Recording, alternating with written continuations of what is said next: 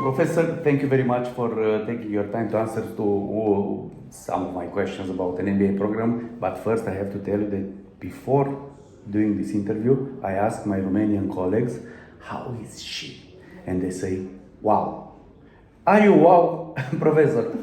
Well, thank you very much for inviting me. Am I wow? Well, I am a passionate person in marketing. I have been working in marketing for the last 20 years, award-winning marketeer. So when they say wow, perhaps what they comment on is my passion for marketing and my desire to transfer not only the passion but the knowledge about marketing and what can do to propel the student's career to the next step.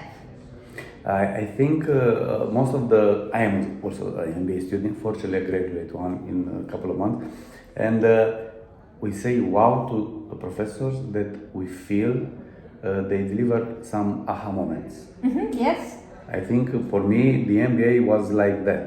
I had some aha moments I implemented in my business, and this is why I'm thankful for taking this MBA.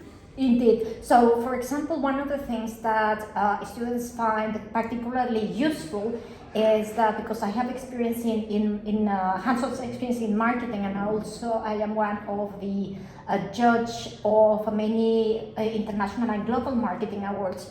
I bring in my classes aspects that I know from a fact that work for companies, and students can have the possibility to have tools and frameworks and the possibility to implement strategies that are proven to work right away and deliver results for organizations. So it's very hands-on, it's based on industry experience as well as based on research experience in a wide variety of contexts.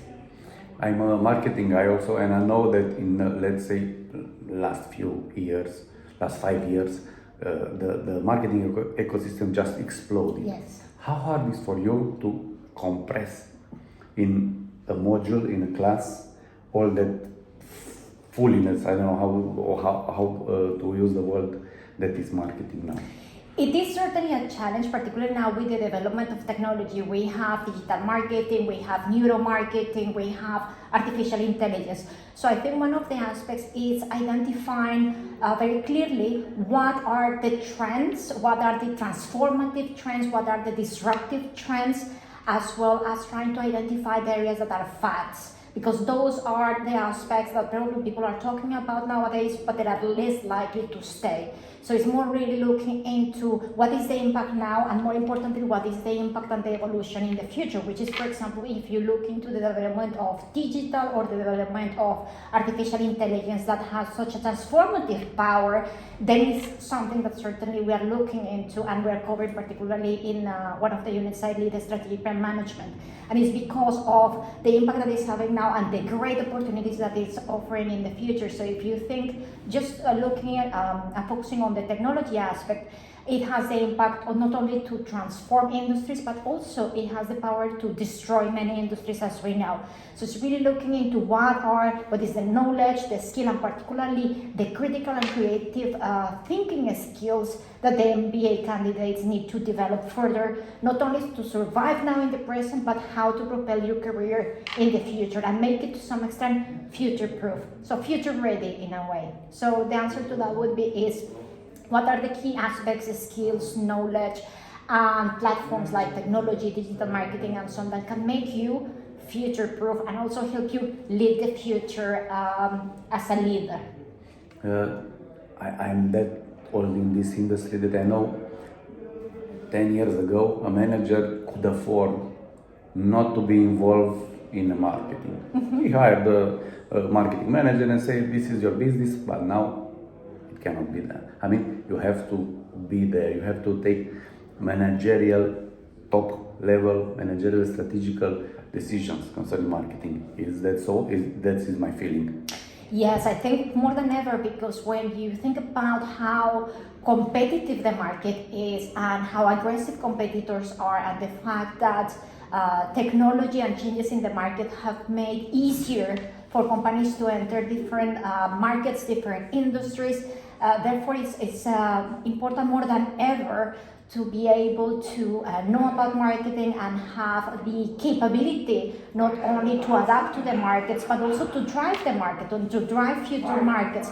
So certainly if you look into companies that are very successful, you will see that, for example, their CEOs and their leaders, although perhaps they don't have the label marketing in their job title, they are marketeers by nature. So if you look into people like Steve Jobs, or if you look into leaders like Elon Musk, certainly they bring the voice of the customer to the organization. If you look to, for example, Jeff Bezos when he started Amazon, or it's all about the customer voice, as he's looking into not only understanding the market, but driving the market and being disruptive in creating new markets and being leaders in the markets where they operate at the moment. So I think with so much dynamic markets, with so much disruptive technology, I think organizations, profit and non-profit, even NGOs, really need to understand how to operate in the market, and not only how to survive, also how to thrive as well. So I think marketing is at the heart of any organization, and it's really understanding your customers, and if you are in a non-profit, understanding your donors, understanding your beneficiaries, and understanding as well volunteers, for example, as well. More and more I see, at least in Romania, that people from HR departments come to the marketing department or marketing agency and say, help me, I cannot hire anymore. What's happening? Yeah, the new generation are different than the one before. So even the HR guys come to the conclusion that marketing is needed. I mean, Yes. It is quite important, and if you see in terms of markets that are growing, that is actually very difficult in many sectors in Europe and global wide. Getting the right talent and retaining and motivating the right talent is incredibly difficult. So some people complain, oh, it's difficult to find a job and so on. But if you are working with a company that is recruiting, that is trying to recruit the best, the answer that you will get is actually very difficult to recruit. So it's not surprising that you have areas that are growing quite a lot, aspects like employer branding or corporate branding, where the reputation of the company is very important. And when you look into the younger generation that is starting to go out into the professional working careers, actually retraining them or keeping their interest and keeping them motivated is extremely difficult. So when you are thinking in terms of marketing and how employable it can make you, or the transferable skills, and marketing can work across many different sectors. So for example, HR on corporate reputation, corporate branding, employer branding, as well as customer facing as well. And when you are thinking about how marketing works it collaborates with different departments. If you are, for example, in a profit-making organization and you are not having the right people for the service, if you are not collaborating with logistics, for example, you will not be able to deliver your product as well. So I think one of the benefits of marketing is that you can work with many different functions, cross-functional, and that enables a satisfied customer and a customer that is going to recommend and a loyal customer. So to answer your question in terms of marketing and how it can be beneficial for many different departments in the organization, certainly it has a lot of transferable skills, and certainly for HR and getting the right people and motivating the right people, it creates a lot of value, provides a lot of value. I know a few managers, but not a few, quite many, that are, let's say, experienced in life, some 50, 60 years old, and they say, I hate social media, but I have to do it, especially from the employer brand perspective, because younger generation want to see their bosses, their future bosses, how they are acting, how they are, and is this another challenge for a manager?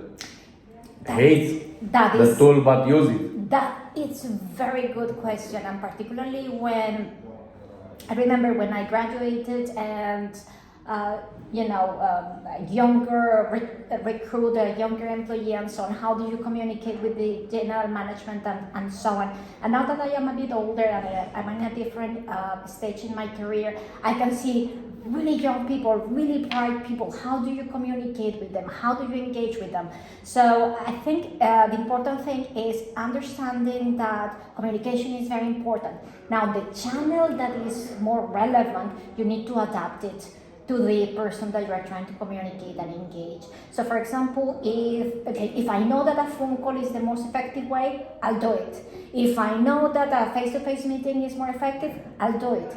And if for you it's more convenient the Twitter, or well, rebranded with Twitter now, but if it's something like TikTok or more the social media, it is a channel, it's a communication channel. If it's most effective and is helping you achieve your job, then it's good to adapt and be flexible.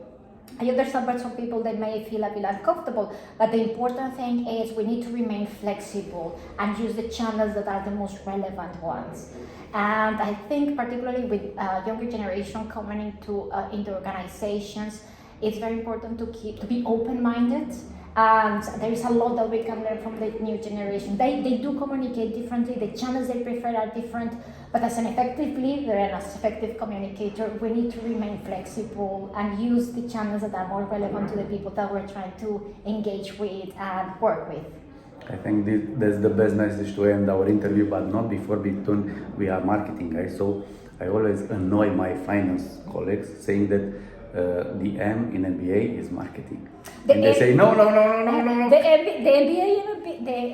MBA is also finance. We love our finance colleagues, certainly. She's a marketing guy. Certainly. And I think another important point in finance and marketing and why it's important the collaboration is that if you think in terms of profit and in terms of revenue, you want more customers that are loyal, that have frequency when they are purchasing, and so on. So even when you are in finance, understanding the customers, understanding what drives loyalty, is all about working together as opposed to be in a competition. So we love our colleagues in finance, we need our colleagues in finance.